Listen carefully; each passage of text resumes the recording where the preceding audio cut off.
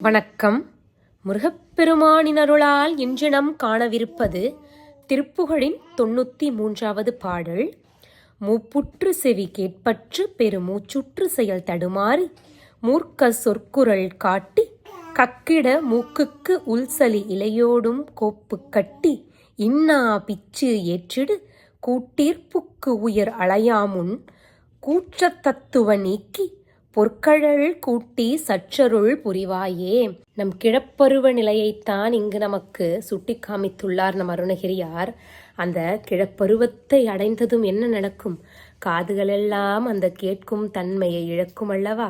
காதுகளெல்லாம் கேட்கும் தன்மையை இழந்து அப்படியே பெருமூச்சு விட்டு கொண்டு நம் செயல்களெல்லாம் தடுமாற்றம் அடைந்து கொடிய கோபத்தோடு கூடிய அந்த சொற்களோடு நம் குரலை வெளிப்படுத்தி வெளிப்படும் அந்த மூக்கு சளியும் நெஞ்சு கபமும் கோர்த்தது போல